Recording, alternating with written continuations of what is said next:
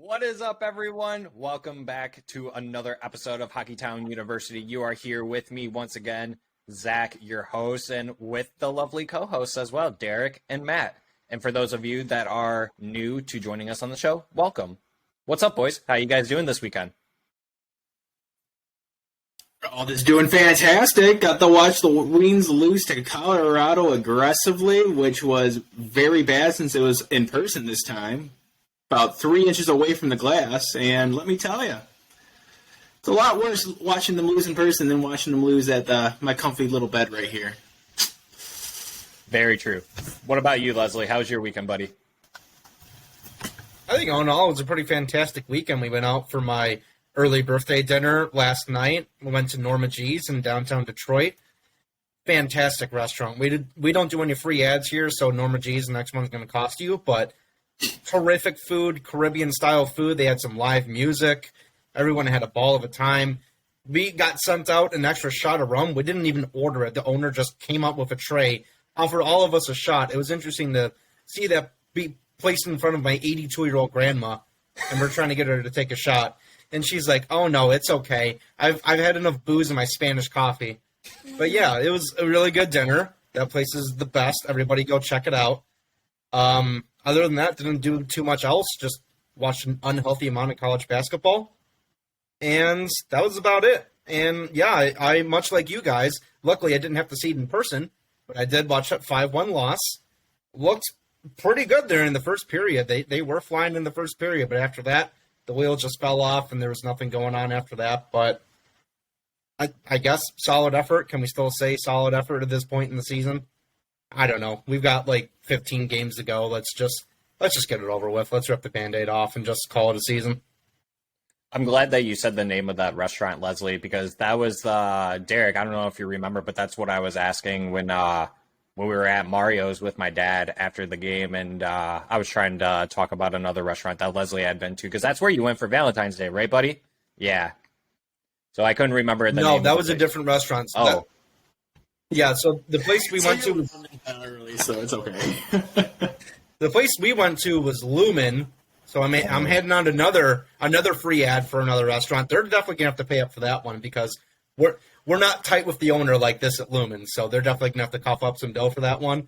But that's a good restaurant. You know, that's right by the Ford Field, kind of in the middle of everything in downtown. So that's an excellent restaurant. That's a great place to go if you want to celebrate something, or maybe you're in the doghouse with your girl and you got to give her a good meal so you can get on her good side again. That's a good place to do it. So a lot of good options in downtown Detroit. A lot of good eats there. Come to Hockeytown University podcast on YouTube to talk about restaurants in downtown Detroit. They have a lot of good ones, for sure. Who would have thought you'd get that information here? I can sit here and talk about food all day long if we want to do that, because let me tell you, your boy likes food. Hey, you know what? You wanna start up a Detroit food podcast? I got the time for that too. Let's go. I don't, but I'll do it. So, but I'm glad you boys had a good weekend. Yeah, I had a good weekend. With my dad and Derek and my lovely girlfriend, you know, we got to celebrate my birthday early as well. So that was great by going to the Wings game. My dad was able to scoop up some tickets. We got to go in the Motor City Club. Had our own row. That was pretty cool. Right by the penalty box. It was definitely different seeing the players up close and personal like that. That wasn't my first time, but nonetheless, great experience. Seeing Simon Edvinnson, I mean, whew, that boy, tall, yeah, giants. I mean, it was like seeing soccer ball all over that. Yeah, but no, yeah, I had a good weekend. Yeah, I wish the game was a different outcome, but going up against the Colorado Avalanche,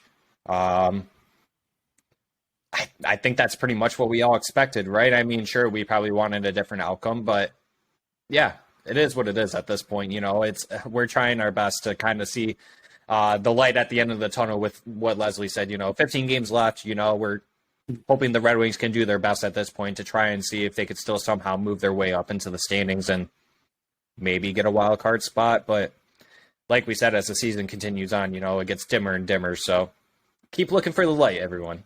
We're almost there. So, without further ado, let's go ahead and jump right into it. To start off, just a couple things to go over. Marco Kasper, and we couldn't remember, we discussed this before starting the episode, that we couldn't remember if we talked about this or not, but once again, if we did, Marco Kasper was named the 2022 Austrian Player of the Year. He is the youngest player to ever win it, and that's probably because Thomas Vanek now has stopped playing hockey in general. He was usually the guy who would always win it. So, but good looks on him, you know. And in terms of hockey, I think that this is a pretty big deal. Austria doesn't produce much talent in that regard when it comes to hockey, but I think it's on a bigger scale in general for someone like him to win it. You know, I'm sure he's not the only athletic person in Austria, right? So that you got to give him kudos for that, for actually winning that. That's a huge deal, at least to me. Thoughts from you guys on that? Yeah, I guess when Thomas Vanek retires, it statistically had to go to someone else, right? But yeah, I mean, it's not only just because like he's the only other guy there. Like when you watch him play and you see what he does in the Swedish league, I mean, that guy is ready for the NHL right now. I can tell you, his game is just, it's above like what all those other players are on the ice. I mean, he doesn't play for the best team in the Swedish league, but it's pretty clear when you watch him play that not only him, but our also prospect William Wallander over there, they're the two best players on that team by far. So it's good to see him get some recognition, and it's just going to add a lot more hype onto the hype train of Marco Kasper coming to North America. And I think for all of our Grand Rapids fans, hopefully they can get to see a little bit of him, but I wouldn't be too upset if we just get to see him full-time in Detroit right away. So, yeah, good for him, and keep up the good work. Yeah, for sure. And I want to ask Derek the same thing. So, Derek, why don't you give me your insights on how you feel about Marco Kasper winning Player of the Year for Austria? I mean, it's a fantastic thing. He's literally, when I say well, everyone knows I call everyone a child. He is a child. He is, though. You're actually right. Like, this I feel okay about saying this on this one. And the fact that he's winning that award over there, that's insane. And the fact that he is part of the Red Wings institution, I will take that above everything else, because guess where he's going to be next year? Over here. I like how you said institution. Hopefully Yeah, I don't know. We're just an institution over here. I don't know what else we are. But, yeah, I mean, he's coming over. Like, he might have to get acquainted with the NHL, like the smaller rink, you know, how Northern hockey's played a little bit. But he's already kind of acquainted with it, so we'll see how long they're put him in Grand Rapids, or if they even do, like we talked about 100 times on this podcast. But, you know, it's a pretty fun thing to see, especially for one of our prospects like that. Like, that's a great thing, especially for our club. Not institution, I should say, but... No, sorry, I didn't mean to call you out like that. I just thought it was funny. Like, what a great word to use. We're not at the psych ward here, people, but kind of feels like it after being such a bad team for the last, 7-8 years now. Some of us definitely feel like we're in driven me crazy for sure. Yeah, but talking a little bit more about Marco Kasper, you know, the last time that we spoke on him, you know, they were 3 games in their playoff run, 5 games now. Leslie, I don't know if this is something you can do for me while I speak on this, but look and see what the record is for the next round for the SHL for them. But in 5 games, Marco Kasper still is without a point. He's got 4 penalty minutes. He's a -2. So that within the 5 games, if you're a -2 and you're a 20-year-old forward or not even 20, Jesus, he's 18. I don't know what I was thinking there, people. Yeah, at the age of 18 and you're going up against men in the playoffs and you're only a -2, I think that speaks pretty loud about your defensive game. If you're at least not producing in the points category, you at least got to make up for it in the defensive category, which to me, it seems like that he is. But while Leslie's looking that up, and I'll give him some time as well, to continue on that, the Red Wings did in fact sign Annti Tuomisto a couple hours before we started recording. It's currently 7:40 p.m. to a 2-year entry-level deal. Tuomisto, if you guys know about him, but for those of you who don't, he was a University of Denver prospect, playing out of the NCAA for 2 years, starting in 2020 to 2022. He won the championship in 21-22, 35 games, 1 goal, 8 assists, 9 points. And what really shined in that, while the point total wasn't there, he was a +20 in the plus-minus category. I'm not exactly sure where he was sitting in that lineup as a right-handed defenseman. Yes, he is a right-handed defenseman. I should have mentioned that as well. So that's big news for the Red Wings, and maybe that's a reason why they pushed to get him signed, is because we're lacking in that department, right? So he's 22. He's 6'5", 205 pounds. He was drafted in 2019, second round, 35th overall, and he has the background coming from the Liiga. Before starting at University of Denver, he played in the under 20 league. He wore an A. He had 49 points in 48 games. So the talent's there. And this year, right now, he's got, with TPS and Liiga, 20 points in 60 games. And he's only a -6. So that's really damn good. The Liiga is one of those leagues that doesn't produce high scoring numbers. So it's very much one of those defensive kind of leagues. So, and I tried to look up video of Annti Tuomisto. There really isn't too much highlight of him out there. So for me to gain as much knowledge as I can just by looking at the numbers, and I know that's not really what I tried to do for you guys, but looking at the numbers, this is someone who could play a huge role with the Red Wings as a defensive-minded player. And then if you got players on the left like Edvinnson and Wallander who are more point production guys, you pair him up with someone like an Annti Tuomisto if he does find his way onto the roster. And being someone who is 22 years old, who's older, playing in a men's league, this is a candidate who is potential to possibly make the third pairing next season. What do you guys think about the signing? Let's start with Derek. Well, like you said, he's playing in a league where it's not really high scoring, so we don't really have to worry too much about his point percentage right now. It doesn't mean anything really to what's going to translate over to the NHL, and the fact is he's still only a -6. That's pretty good for being in that league right now. Yeah, so every 10 games. Yeah, Sorry, I was just going to say every 10 games he basically is just a -1 at that point, if that's how you want to look at it. So yeah, that's pretty damn good. And like what we were saying, I couldn't find too much about him either, especially on the video side. But if we go back to like when he was drafted in 2019, you have everyone commenting about him, like we have people saying Tuomisto has a cannon of a point shot, both accuracy, power. His hands are quite smooth. Mm-hmm. I don't know why McKinney's Hockey's saying that one, but I like the way it sounded. And then you got when he's on his game, he makes good first passes with good accuracy. He displays powerful strides, and he can't get knocked out the puck. Like, it's a good D. He's 6'5", 205 pounds. Like you said, right-handed D. Red Wings need that right now. We have 5 left-handed defensemen out there, and I believe one of our... Wait, is Sherratt left-handed or right? He's left-handed, but we've been playing him on the right-handed side, and he's injured currently. That's what I was thinking. But I'll continue on with that, and that brings up a really good point. That's why I mentioned you could see him starting out in the third pairing, because then you have Sherratt on that second pairing, and then obviously Seider on the top. So, yeah. Exactly, and it finally weeds out what we were having the trouble with the left-handed dilemma. Yeah. Just because you need to have the people with the right hand on the right side. Yeah, and this is and this is a different topic, but for those of you who have taken a look at free agency, and that's something we'll talk about once the season ends, but free agency in that category, right-handed defensemen are tough to come by.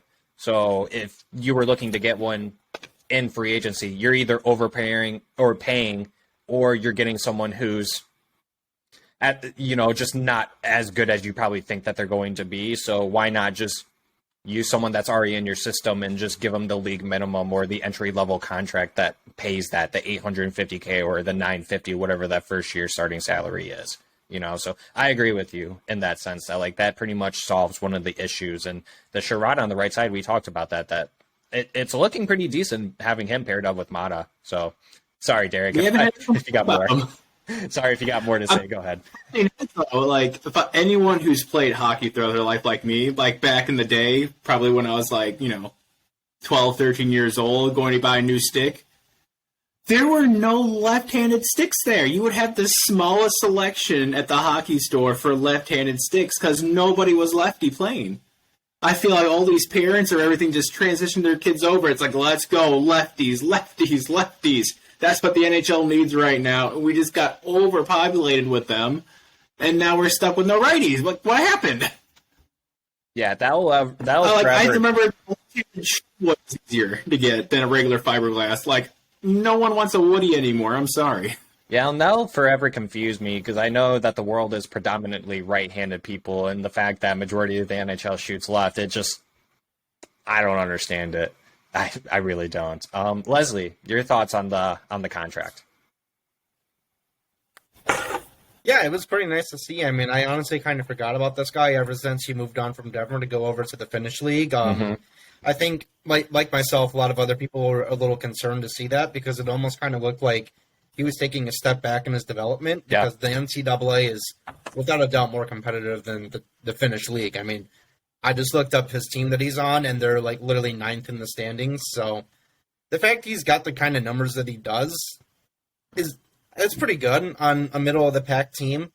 I don't really know how much he's trusted, how much ice time he's gotten over there, but his numbers are pretty solid. So that's good to see. I almost kind of feel like he's been signed to a contract literally just because we have no one else at the right D spot as a prospect. And just, it's possible you could see him fill in.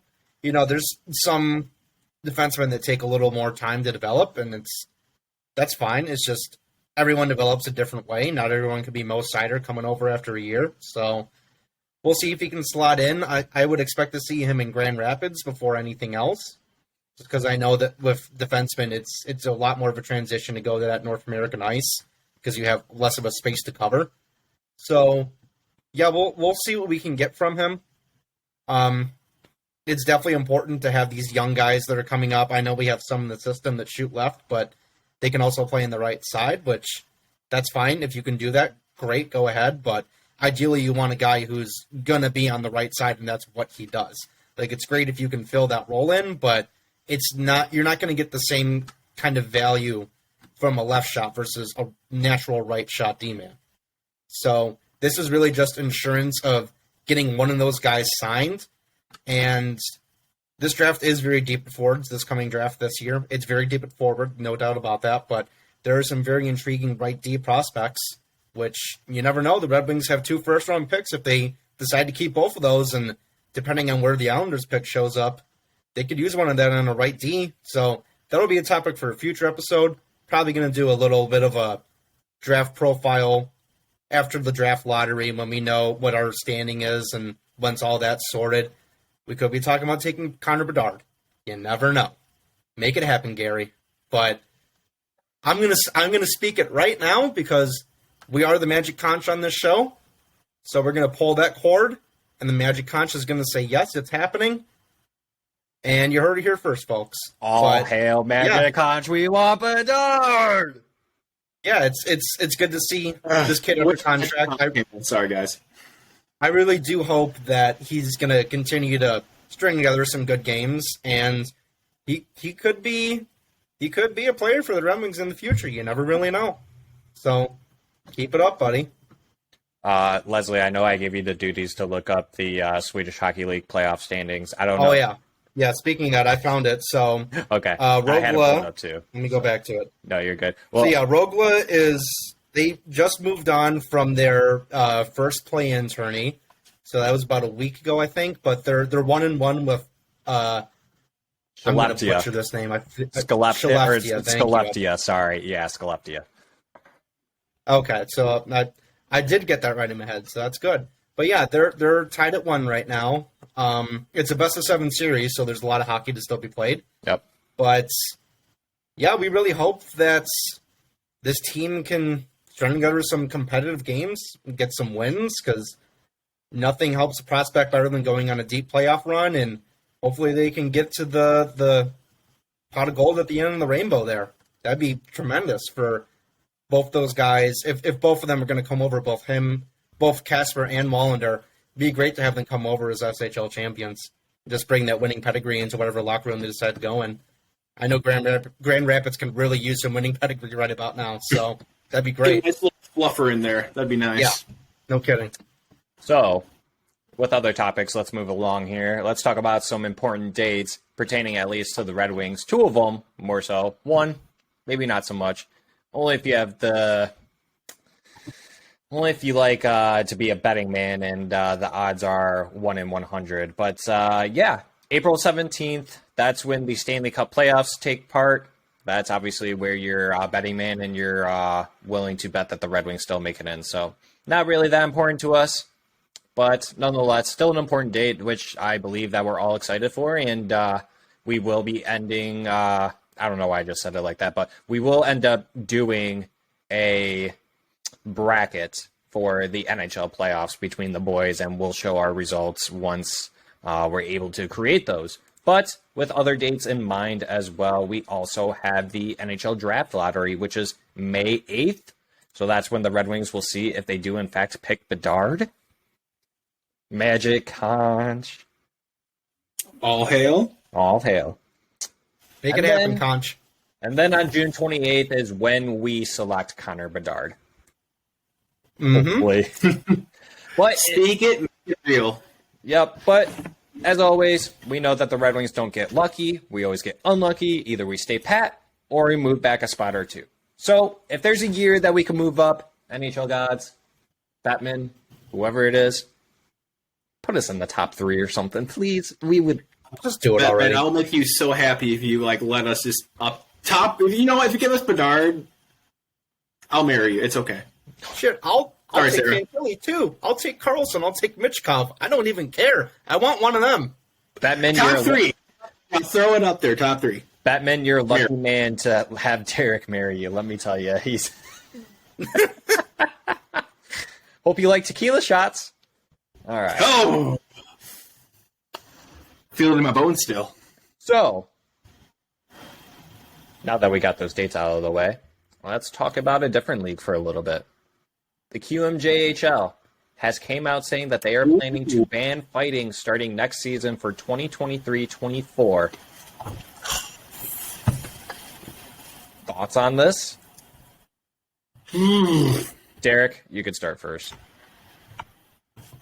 Well, let's be honest. It's not our favorite thing to hear and what predominantly we all love to see. The main reason everybody usually goes to watch hockey. We love the goals, we love the fanciness of it, we love the high speed. People like to go to watch the fights and the big hits. That's what hockey was based off back in the day. I get it, that league up there, not very big in hitting actually in general. It's a whole different league than what we play down in North American, that's for sure. They're North American, but at the same time, down in America, what we actually paid in here, completely different than what they play up there. But at the same time, hey, I don't know. It's just something that gets into my bones a little bit. If you're not going to let these players fight, and what are they going to do when they do fight? That's the real thing. What are the repercussions for fighting? Are you getting suspended multiple games? Is it going to be worth it to even get your anger out anymore? You're going to lose a lot of people watching that just because you're taking that kind of concept out of the game that was been there since the game actually has been created, basically. It's a rough get-to-it game. You're going to have fights. You're going to have pissed-off people. But, it's their league. They can do as they wish. See what happens with it. I don't know what the French want to do up there. I'm not going to be mad at them. I know they don't like to fight too much anyway, so hopefully it doesn't... Hopefully that doesn't trickle down, a little south of them to our league, because let me tell you, I might be somewhere up wherever the hockey headquarters here is protesting. I will protest on that one. Yeah, to be honest with you, I'm not exactly sure what the repercussions are for now if you do start fighting, and in terms of fighting, what fighting as in I'm assuming you could still bang people in the boards, so no ripping off the gloves, no ripping off the helmet and fist fighting, right? But going down and looking at it, while yes, it's not something that you want taken out, but for young players' sake, and I guess you could use Sidney Crosby as the example, right? Someone who is a phenom player who entered the league, and within his first few years, he got what was it, 2 or 3 major concussions, and then he was almost told that he was never going to play hockey again unless he started taking care of himself a little bit. So I think that it's smart that these, what do you want to call them, developmental leagues or these leagues for young players, I think it's smart to get rid of fighting because That's one thing you don't want to see. You don't go to hockey to watch people get injured. While yes, you do go to hockey games to watch the madness of it all, the hitting, the rough style of play, but the silky mitts and the nice place. To get you going. Not technically, someone beating the shit out of somebody else, but it's like the fight, like, okay, take them apart, send them to the box for 2 minutes, they'll cool down, that's it. Right, yeah. So, in terms of how is this going to trickle down to the NHL, it's not like that this is going to happen in the year 2024, 2025. I don't foresee this really making its way into the NHL for probably another 10 to 15 years. It could be sooner than that, but I'm just spitballing here, right? So, for those of you that are worried that this is going to destroy the sport, don't, because that we talked about that, right? That, one of the issues that people outside of the sport of hockey are saying that there isn't enough scoring. Well, if you took away hitting, allow players to score more, show off their talent, that's one way to do it, right?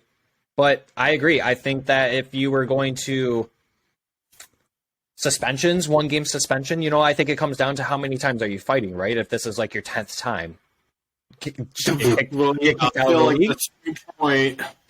You don't need the lagoons anymore out there just destroying somebody every single day. We surpassed that in the leagues, that's for sure. But I would assume it's probably one of those. You can't find these kids, right? Because they don't get paid. So you can't find them. The only other solution is to suspend them. So I'm pretty sure, or I'm not pretty sure, but if I were the one who could make the rules and write them, all right, if you're going to fight and it's your first time, okay, you're just kicked out for the rest of the game. So just 5-minute major, just throw them out for the rest of the game. So then players are then more inclined to do it towards the end of the game, so that way they don't mess up their team for the rest of the game. Is when you usually see a lot more of the fights happening, too, is towards the end of the game. So that wouldn't be a terrible thing, but at the same time, when you had that same guy out there at the end of the game, it's like, okay, well, second game in a row. How many games are you suspended now? Yeah.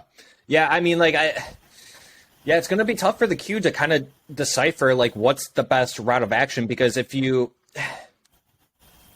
But I guess that's kind of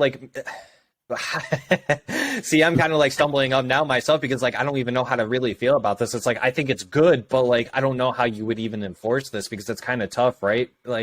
It's you're taking something that's been part of the game forever and you're just taking it away. I mean, it's not a big part of the game, obviously. Fighting is not the main reason for hockey, but it's a big part of hockey.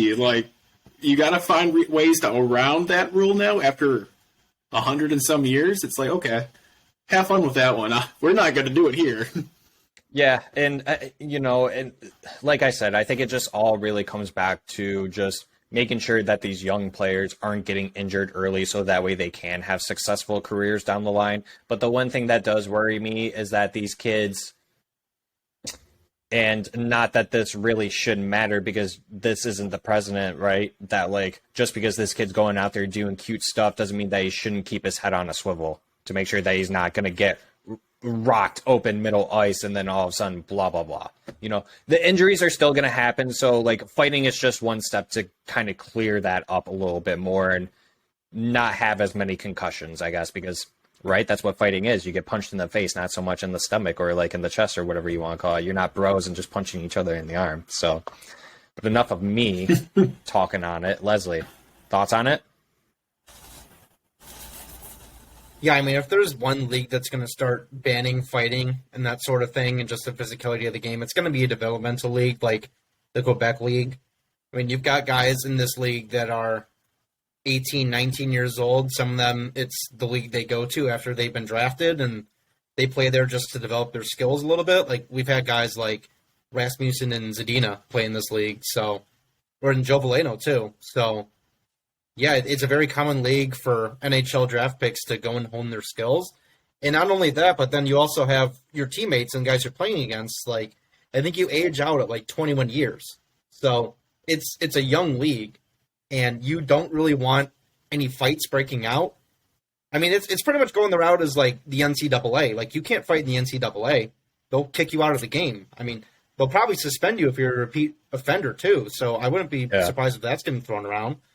But yeah, I mean, it's a thing you don't want a guy like taking off his bucket and getting in a fight, and all of a sudden he loses the fight, he gets his orbital broken, and it's like a season-ending injury, and then that's 1 year of your prospect's development just out the window. So I get why they're doing it. I don't necessarily think it's a bad idea. The only issue with that is when you advance further in your career and you go up to the AHL, and then even eventually, if you're talented enough, you'll make it to the NHL. They still fight in those leagues, so you can't just be flying around like a little water bug on the ice, scoring goals at a 30, 40 goal pace, and like someone's going to hit you and someone's going to try and fight you, and that's not something you're used to playing in the queue because that is not allowed anymore. So that's going to be a tough transition, very tough transition. Yeah, I mean, if you're an NHL player, you got to have some toughness in your game. Like that's just how they play the game, the NHL level. You don't always have to fight every shift, but you have to be able to hold your own out there. So if you're in a league that anytime you show any kind of hostility or just any kind of meanness and grit to your game, it's going to be reprimanded instead of supported. So on one hand, I get why they're doing it, but that is kind of the drawback that I see with that. Yeah, so, that you said it a little bit better than I did. That's kind of what I was trying to say too, right? Like it almost seems like that you're almost regressing the player a little bit because, like you said, you're doing it in this league, so the player goes there, they score and they can put up the 40, 50, 60 goals that they want to put up. But then once they get to the AHL and the NHL, those hits, they're going to be a lot worse. So unless the Q is just telling players, just hit them harder into the boards, these players aren't going to be ready for that. Or at least maybe in the back of their mind that they just realize that you're a hockey player, that this comes with hockey, and it might just happen regardless. So I think that at the end of the day, it probably just comes down to just always be prepared for the scenario that in case that this does happen, and just be able to protect yourself when it does happen. So it's still going to be there. It's not like it's fully going the way. They're just saying, if you do this, you're going to get reprimanded for it. Right. So yeah, it just kind of sets a tough precedent because if you're good enough and you're talented enough, you can get by on town alone in the NHL. But when the game gets a little chippy and you're either playing against a rival or your team is good enough to somehow make it in the playoffs, the gloves are coming off in the playoffs. Like there's no ifs, ands, or buts. There's no way around it. This is kind of the same issue you see of Toronto every year and why they get bounced in the first round. Like, sure, they have very talented players. No one's taking that away from them. Mitch Marner, William Nylander, those guys are phenomenal on the ice. But what's one thing they don't do? Fight. They barely even hit. So you can't have one or the other. You need to have both, or you're not going to go very far in the league. No, for sure. And we could sit here and talk about this topic all day because hockey. This could have been a whole episode on its own. Oh yeah, it definitely could be so easily. Oh, let me tell you. So let's go ahead and actually talk about the game that happened yesterday, because we know that some of you actually come here to listen to us talk about the games like we're supposed to talk about on this podcast. So let's go ahead and just start with how Ben Sherratt is out. Ben Sherratt is out supposedly week to week. Like Derek Lalone said, he doesn't even know exactly what that means. I don't exactly know what that means. At that point, just say that he's on IR and he's not playing for the rest of the season.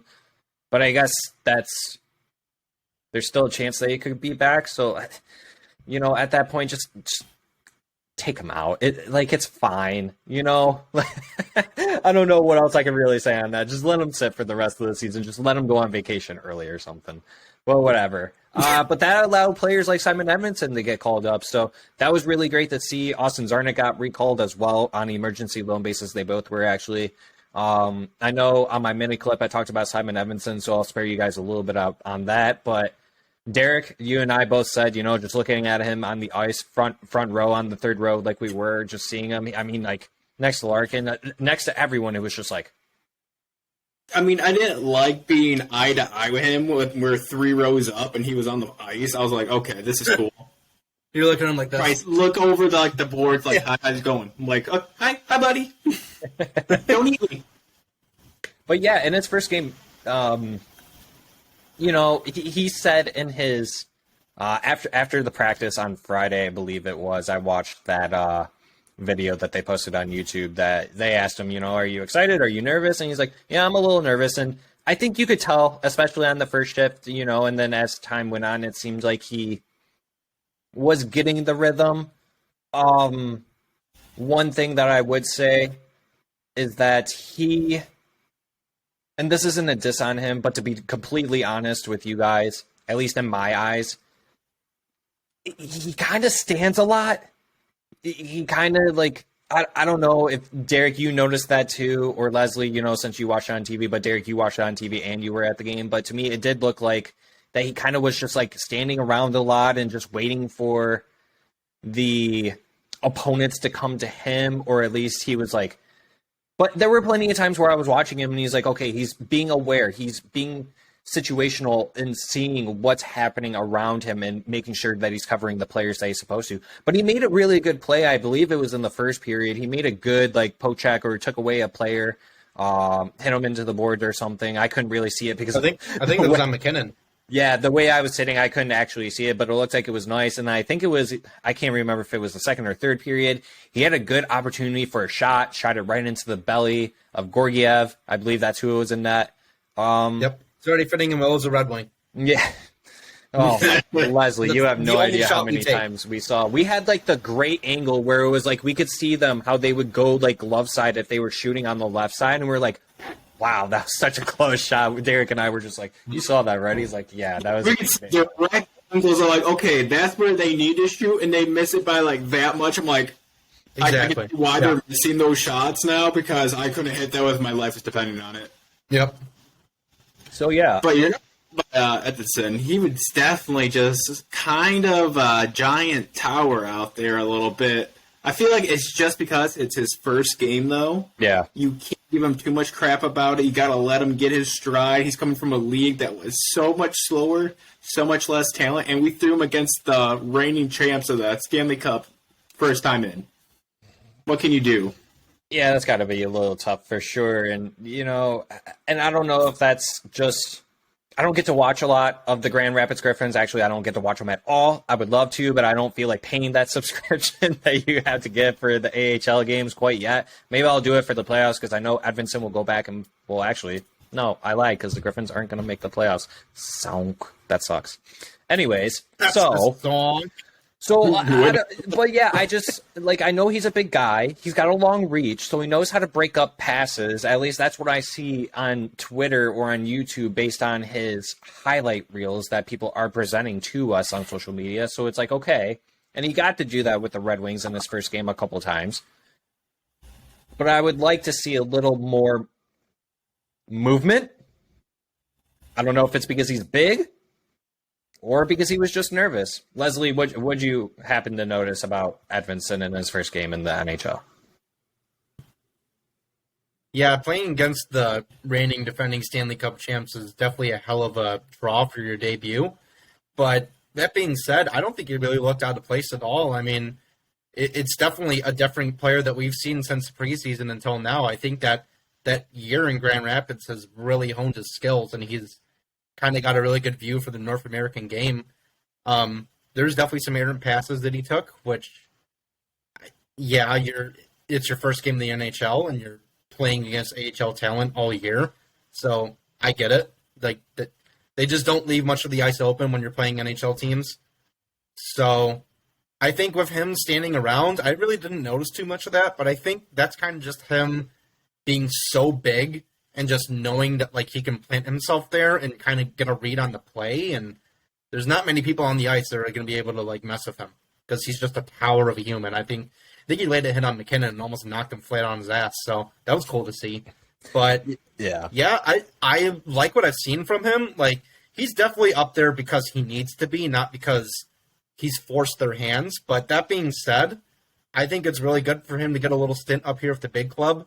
Mm-hmm. I do kind of hope it's only just for that 9-game minimum, so we don't burn a year off his contract. Mm-hmm.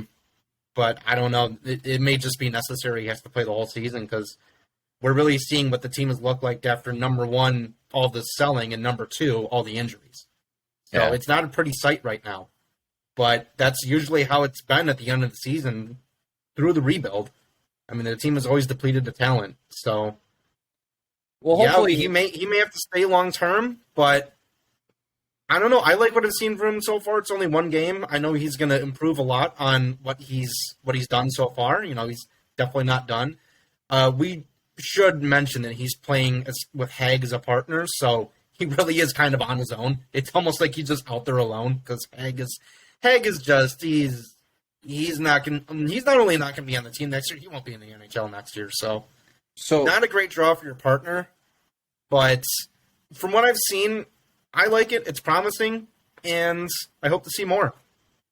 Yeah, no, and that's what I wanted to talk about as well, was kind of the lineups of that game as well. But to talk about, to finish this off for Simon Edvinnson, he finished the game with 15 minutes, 34 seconds.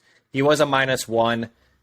He got a penalty. He had one shot, like I said. He had one hit, so we saw the shot, right in the belly. We saw the hit, Nathan McKinnon, so at least he did some good things out there. Yeah, no, that wasn't me to knack on him. And like I said, that's his first game, and I expect jitters, like that's going to happen. I'd be pooping my pants if I was out there playing on the ice with those guys. I'm only 5'8.5". I would say 5'9", but my girlfriend would call me out, not on the comments if I said 5'9". So she's going to call you out no matter what right now. You're 5'8". Yeah, she will. You just take she it will out. just because you said that. Hey, if I wear my Timbs, I'm 5'8.5", okay? No, I'm just we can't see that when you're sitting down.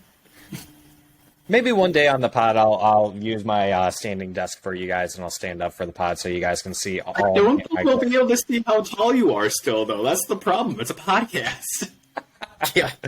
All right, moving on. So, yeah, but talking about the Red Wings that game a little bit more, let's talk about the lineups. So, you still got Suter, Larkin, Raymond on the top line. Then you got Kubalik, Kopp, and Perron.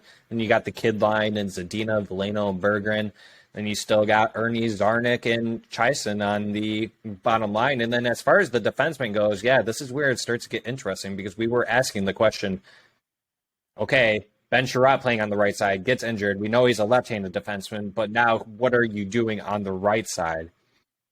So you got Wallman Sider, Mata Osterley on the right, then Edvinnson with Hag. And no disrespect to Robert Hag. Maybe a little bit.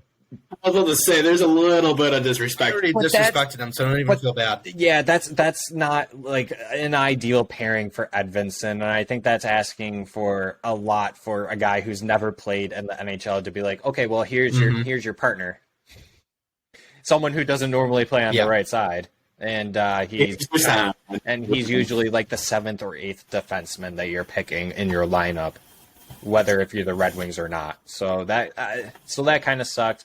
But nonetheless, like I said, he got to play 15 and a half. I think that's decent minutes, for your first game. The Red Wings next game, to be honest with you guys, I don't even have that pulled up right now. So I would speak on that if I could. I believe the next one is against Florida. Tomorrow. Florida tomorrow, at 7 p.m. So that's honestly not that much of a better help for him either. So maybe once we finally get to the St. Louis games, which are on Tuesday and Thursday, maybe that's when we'll finally start to see him get a little bit more comfortable after playing those first couple games with the team. But continuing on with the game, Red Wings ultimately lost 5-1. They looked really good in the first period. Wouldn't you agree, Derek? By far, that was the best period. We got a goal by Suter. Larkin continues. They kept everything they're doing. Sorry, but I didn't mean to go over you there. No, you're good. I was just saying how Suter got the goal, and then Larkin continues racking up points as well. And it's just the first period was probably the best period, honestly, not because it was 1-1, but because I felt like that's where they kind of kept up most of the time. And I told Derek right before the game started, the Red Wings need to score a couple goals first and then just play all-out defense, because we know Colorado Avalanche, how deep of a team that they are, that they can just play the game and eventually the goals will just come. And that's what happened. They got one in the first period, 2 in the second, and then 2 in the third. So go ahead, Derek. I was basically just agreeing with you. Yeah, the first period, we just plainly played the right game. We did, again, what we normally do. We played up to the level of our opponents, unfortunately, not our game. But after the first period, we just came out and just all defense stopped, all hitting stopped. The physicality of the game, it wasn't there at all. We weren't touching anybody. we were just letting them skate with the puck at the time. And when you have Ranton and McKinnon out there just floating around, we have a problem. Like, you're going to have a serious problem all day long. And we found out real quick we had a big problem. So as we get scored on with unanswered goals.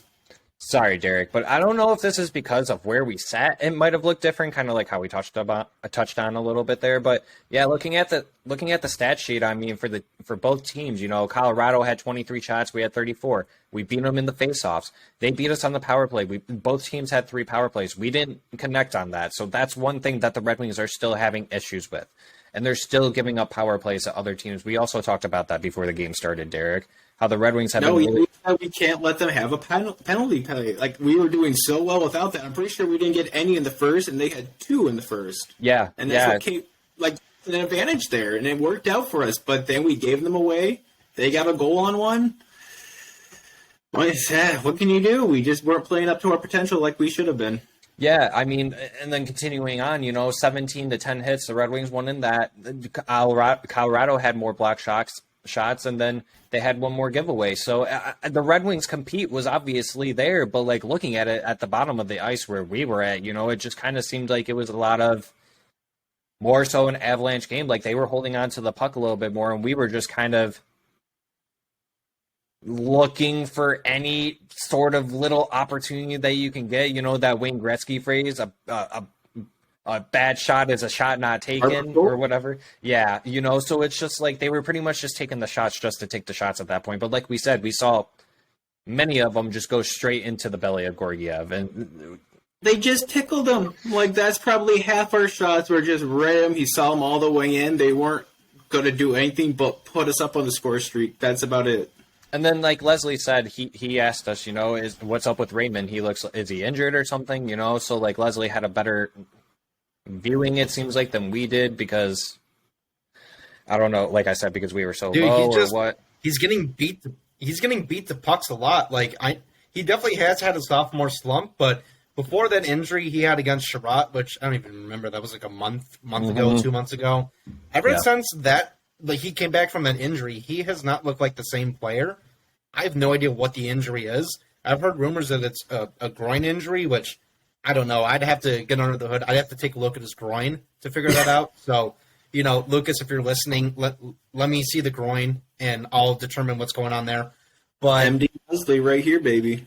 Oh my God, it's just noticeable that he's losing puck battles. Like, he's still produced semi-decent since he's been back. You know, he chipped in 2 assists, not this past game, but I don't even remember what the last game was. Well, he's gotten a couple of assists the last couple of games, for sure. Yeah. He's, like, making plays, but it's very clear, like, when there's, like, if he's, like, trying to save an icing or he's trying to skate into the zone and get a zone entry, he's a step behind other players. So hopefully a full off season of him just focusing on feeling better. You know, maybe he can get on the course a little bit and walk around and, you know, hit some balls deep. So I hope that it's not anything that will require surgery. Hopefully he can avoid that and he can just come back stronger next season. But I mean, this is around the time of the year that I already mentioned it earlier. Like, the whole team is banged up. Like, we're working with spare parts here. We have 3 AHL call-ups. I guess technically 4 with Ernie. So yeah, we're definitely down a few men. So no, and that's if we can sneak in a few more wins here and there, I'm fine with that as the end of the season. Yeah, and I just wanted to jump into the standings to kind of talk about that. Yeah, I mean, the Red Wings only have 14 more games left, so like there's not a lot of room left for the Red Wings to kind of move up. And like, you know, Jeff, my buddy Jeff, he contacted me today, and we were talking about the Wings. He was asking me because he's out of town, so he doesn't get as much coverage as you would, obviously, near Detroit. But, you know, he's like, tell me about the Wings and tell me about the standings. What's up with them so far? And I'm like, well, technically, if you really want to think about it in this standpoint, they're out of the playoff race. Like, at this point, they really are. You look at this team and the lineups, like I said, you know, the bottom, the fourth line in general, that's pretty much just an AHL line right there. Then you look at your third line, that's just a glorified AHL line with, you know, the young kids, you know, and then your top 6. I mean, that's not the greatest top 6 ever, right? Like, and you can easily say that our top line is a second line on a really good team, if that's how far you want to go. And we have Suter on that top line as well. So that It sucks. It It's really like does. half of a good line. So and this has just been the Red Wings for the last 7 to 8 years, and it is what it is, But yeah, and we can discuss this until everyone's blue or face is blue. That the Red Wings desperately need a good scorer on this team, and like Derek and I said, like multiple times we saw the angle right there, glove side, and they were just missing it by that much, and it's just. It irks you, especially when you're at the game a little bit more. It's just like, just a little over to the left. And you can't hit the angle. It's like, okay, I understand what's happening now. Yep. Yeah, so, talking about the standings, the Red Wings are still 10th to last, so they're 23rd out of the 32 with 69 points. Going down that list, Nice. Well, I guess I could go and talk about the one above us. You got Ottawa at 71 points, so we're 2 points behind them. I'm interested to see if that team even makes the playoffs now, because that's a team that keeps on winning but losing at the same time. I'd put money on them not making it. Yeah, so, and then going down the list, St. Louis, they have 65 points. You got 3 teams that are tied in there. So Vancouver's one of them as well with 65, and then Arizona with 65. Arizona, I don't know where their hot streak is coming from, but they've won 4 in a row now.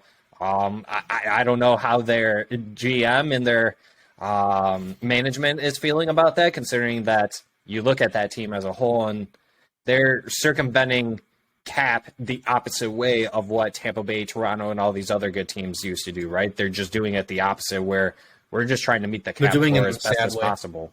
And it's dumb. It's dumb that they're able to do it, and it's dumb that Bettman still allows them to be a franchise, just so that way they can get good talent on their team. And we've seen that is not a recipe for success if you just want to keep being bad. So, but continuing down that lineup, then you got Philadelphia with 65. That's another team that could potentially pass us. That's just 7 points. That's 3.5 games. They just gotta win their next 4 games, and we can lose our next 4, and then boom, we're right there at the 6th best spot to land Bedard. And then continuing down the lineup, Montreal at 60. Somehow, possibly, that's a team that can make it in there. That's a team that still knows how to score. Just the goaltending and defense is in there. We were talking about goodness, we saw that one for Faith out of action right there. Jesus Christ! Yeah, that game that they played against the Panthers. It was a 10-goal game. Halfway through the first period, I was texting the boys through it the whole time. I'm like, goal, goal, goal. You guys were probably pissed off at me, like, leave me alone. I was like, leave me alone. I'm trying to watch college basketball. God damn it. Sorry, Matt. But, and then you got Anaheim at 56, Chicago at 54, San Jose at 52, and Columbus at 49. So the Red Wings are far from being able to get the worst spot in the league, which for us, I think it would hurt me to see us get back to that again. It was really rough seeing that happen in 1920. Doing that again, 2 years removed, I think that would really be detrimental to the fan base and just to the organization as a whole, especially for players like Larkin. So, playoff hopes, way down here. Draft lottery spot, I'm hoping we can get higher up. Hey, remember, even the last spot, that's only 18% guaranteed they get the first round draft pick. As we found out, you might not get the first round pick. Yeah, and much like Leslie said, especially on the last episode, like I'm not someone who's begging the Wings to lose and saying like, oh, if they win, then that's hurting their spot to get a Bedard or a better pick. Like, that's not what I'm hoping for. I want the Wings to continue to win, because that builds character for those young players. Raymond, Seider, Berggren, Veleno, Wallman. Now you can add on there Seider. If I didn't say Seider, I'm sorry if I said him twice. We got to keep up that culture, that winning culture. So as much as we want more good future talent players coming onto the team, we still got to maintain the current players that we have and make sure that they're put in the best spot possible to succeed for us down the line, whether if that's next season or 8 seasons from now. We want to keep these players as long as possible. So that's the goal. That's why we build up through the draft, right? So we're kind of running out of time. So I want to bring up one thing to your guys' attention. And this was a player that we ended up trading near the trade deadline. NHL Trade Rumors on Twitter, at least that's where I saw it was posted. They have their own website, Trade Rumors. NHL Trade Rumors is what they're called. On Twitter, posted an article going over Filip Hronek's next contract in 2024-25 when he is due, and he is still an RFA. In the article, it quotes, his acquisition marks the likely upcoming trade of Tyler Myers as the team doesn't have an infinite amount of cap space to work with. Their defense, and their defense takes up a lot. Frank Saravalli expects Hronek to get over $7 million average on his next deal, and we could even see him get over $8 million average. He will be a restricted free agent at the end of the season, but seeing as Quinn Hughes is the prize on defense for the Canucks and makes $7.85 million average, it's difficult to see Hronek's number getting that high. I'll start off with this one, and this is something that I saw right away, and this is something that I was saying even before Filip Hronek was traded. I kept on looking at Hronek's contract and his age and his status. I was like, even though you have that RFA status and teams do have control over that, this is a player who's in his prime that can garner asking for a contract that is this amount for this long. And I kept on looking at that, and I kept asking myself, are the Red Wings and Steve Yzerman willing to pay two right-handed defensemen anywhere from $14 to $16 million? Is he willing to tie up those two kinds of players? And I think they're not, and I don't think the dollar amount scared him away. I don't think that that's really what it was, because you could have had him for another year. But that return that Vancouver was offering to take him off your hands, and thus making it their problem, and that they can worry about it when the problem arises when his contract's ending. Yzerman couldn't pass that up. He's like, okay, I'll take the first and I'll take that second. It's basically another first-round pick after that, because it's so close to the bottom of the second round. Hearing this, though, and I'll ask you guys the same question. What do you guys think about hearing this number, and do you think it was a good idea now that Yzerman traded him? I think that's a ridiculous number for Filip Hronek, and I know that cap is going to go up eventually, but this just goes to show you that Vancouver and their general manager, just the ownership in general, they have no idea what they're doing over there. That's not a number that I would give Filip Hronek, and I know that is someone, he's still young, and that's someone that could have fit our core, but I don't think that we're in a position to be paying and tying up that much money to two people in two positions that play the same position when, it's you can find just as good players, or at least better defensively, maybe not as good as offensively, but better defensively than Filip Hronek, who could come in as much cheaper than what you're going to get. $7 to $8 million. I just think that that's a lot for Filip Hronek. So, Leslie, I'll let you start on this one. What do you think about all this I just said? Sorry, Derek. You look mad. It's just so hard to get a read on what Vancouver is actually doing. It really is. This trade made no sense for them when they made it, and the fact that they're going to have to pay him this much money makes even less sense now. Honestly, knowing the management in Vancouver and just how they've made a series of bad, uninformed, misguided decisions, I would not be shocked if they give him an over $8 million contract for 7 or 8 years. I literally would not be shocked. Any other team, I'd be surprised. Them, it's honestly, it's par for the course. Because, I don't know. I mean, if that's the number that he was expecting to get in Detroit, if we were really going to keep him, I'm pretty glad that we made the trade. I mean, we definitely got a haul for him, so that's a nice added bonus on top of that. But it wouldn't be a terrible idea to keep him and just lock him down as long as you can. But the fact he's asking for that number is, yeah, that's too much for me. I'm glad we didn't decide to do that, and they decided to ship him out. I can kind of see why Vancouver would want to do that, because they need a deep partner for Quinn Hughes. Like, that's one of those guys where he's been vocal about not wanting to go into a rebuild again. And that's one of the guys, like him and Pettersson, you need to keep them happy and ensure they're going to be here a long time. So, yeah, you kind of need to lock Hronek up, because you're not just going to find the right deal like Hronek on the free agent market. It just isn't there this year. Maybe next year. I haven't looked at the free agents for next year, but you're not finding him this year. So, I don't know. I mean, it's still going to be hard to find a right D replacement for him, but you're just going to have to make do with what you have. And in free agency, maybe you can go find a guy that'll play on the third pair ideally. Maybe he'll slot into the second, depending on how Sherratt does next year and if he wants to play right D again. But with the return we got for him, I'm happy we went down the route of just selling high on him rather than locking up too much term for him. Yeah, and I'm sorry, Leslie. I didn't really mean to try to cut you off while you were talking about that, but one thing I wanted to throw out there too is that Hronek hasn't even played a game for Vancouver yet. Yeah, 0 since he left the game.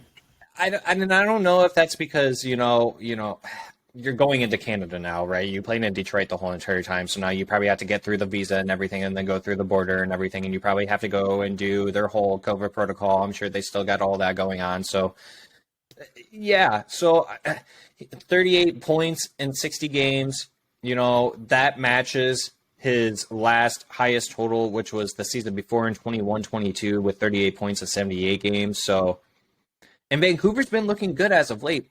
That seems to be the story of their life, though, right? The same thing happened to them last season, and that just seems to be what happens to them every single time. Is like they finally find their footing, and it's just too late. I mean, it's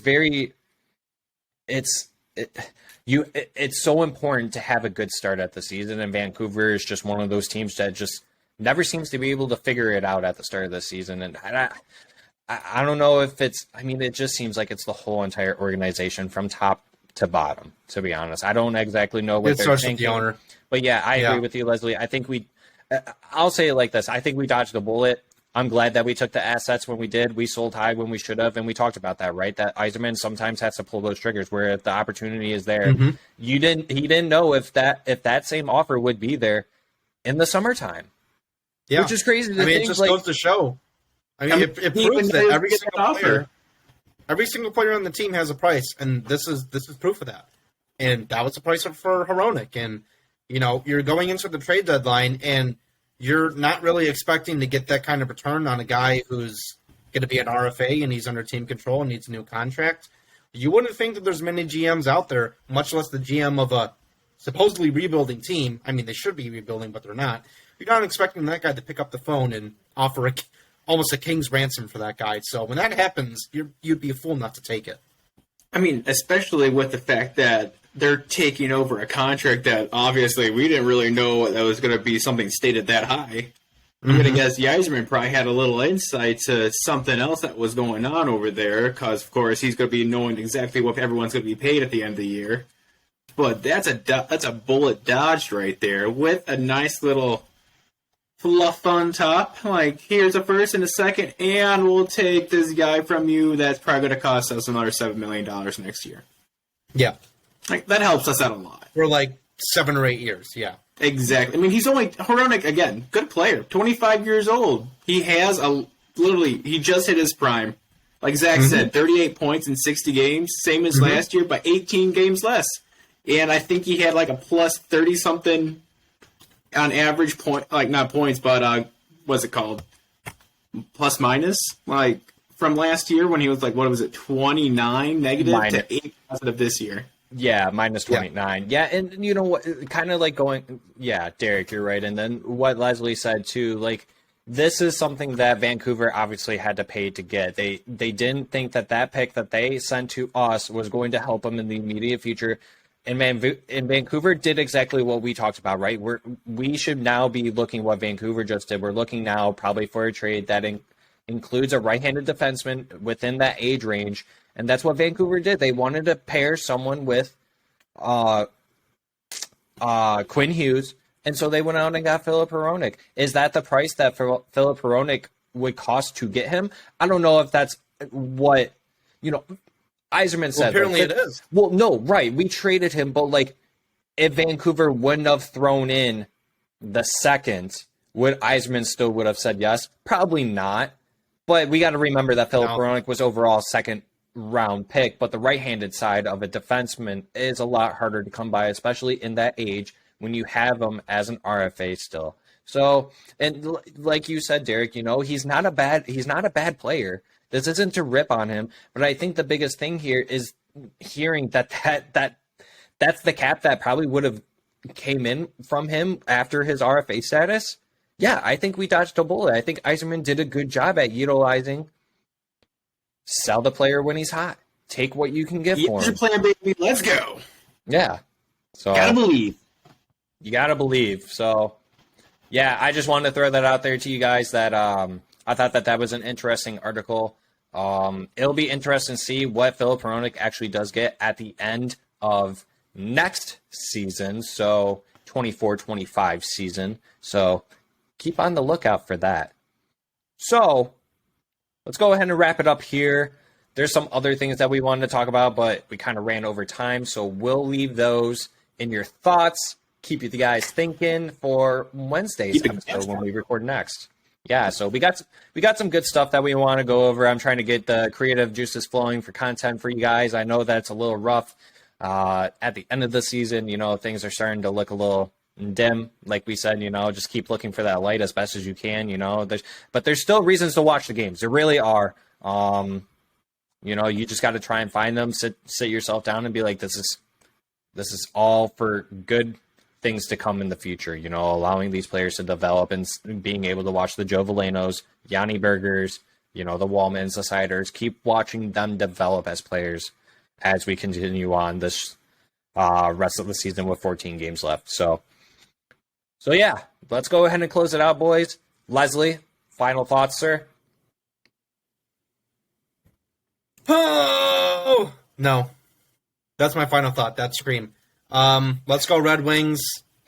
Let's go Western. Western got into the NCAA playoffs, so ride it all the way to the Frozen Four, baby. Let's go. They're guess playing against BU, so I guess it'll be a tough competition. Yeah, I guess if you want to give the shout outs to those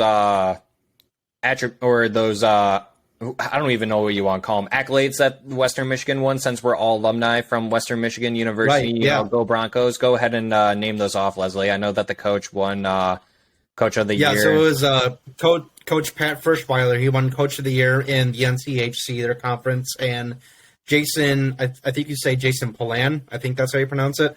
He won Player of the Year in that conference, and he is also a Hobie Baker finalist. I believe he's I don't know if there's rankings for the finalists, but he's one of the 10 finalists, so that's good to see. And I'm just throwing this out here. If any Red Wings executives are listening, he's a free agent. There you go. You can never have too many free agents. Let's get it. So, and pen to paper, let's get it done. Pen to paper. Put it together. Yep. Well, Derek lost his internet, so my final thoughts are go Red Wings, 14 games. Just sit yourself down, just chill out, have a couple of ginger ales, it's going to be fine, But go Red Wings. Those are my final thoughts. Derek's back. Derek, give me your final thoughts. Welcome back, buddy. Hey, sorry, everybody. I have terrible internet for no goddamn reason. We used to cut out the end. I know, right? Made it all the way till then. God, that's good timing. No idea. But screw all the haters. Let's go Red Wings. I'm over the fact that everybody wants to start losing. Let's just keep the road going. Let's produce as a team. Let's conjoin with all our new players. Get some prospects up here. Let's start getting those camps going. I just want to see us actually thrive and stride like we always do. Let's go Red Wings. Let's have a good end of the season. We'll come back with some better content, and hopefully my internet won't be such trash in later episodes. Not promising anything, shout those people out, too. Just settle down, everybody. If you really hate watching and supporting this team that much, 14 games left, sit down, watch something else. Watch Last of Us. That's a great show. Watch Yellowstone. It's like you read my mind. Mark down Last of Us in a second. Mark down the end of June on your calendar for the draft and tune in then. Go Red Wings. All right. So, to close it out here, once again, thank you, everyone. For those of you that are returning, thanks for returning. For those of you that are new, thanks for joining us. We really would appreciate it if you did hit that subscribe button. It's right there. Also, for everyone that is joining us on this episode, smash that like button. It really does go a long way for us. But also, leave a comment. Let us know what you guys think about the Red Wings. Let us know what you think about what we went over. Let us know what you think about Type The it out and send Hronek it. situation. Is this still a player that you would still wish that is on the Red Wings? Is this a player that you would give that much money to? Let us know what you thought about Simon Edvinnson in his first game. Also, let us know what you think about the expectations are moving forward with the Red Wings in the last 4 games. But once again, everyone, thanks for joining us. And until next time, we appreciate y'all. And let's go Red Wings here on Hockeytown University. And Hedrick Zetterberg bobblehead. Bye, everyone. Bye-bye. I'll wait for you to get yours, Leslie. All right, everyone. All at once. Here we go. You got to take it out the box. Nerd. Bye, everyone. What are you trying to keep that mint?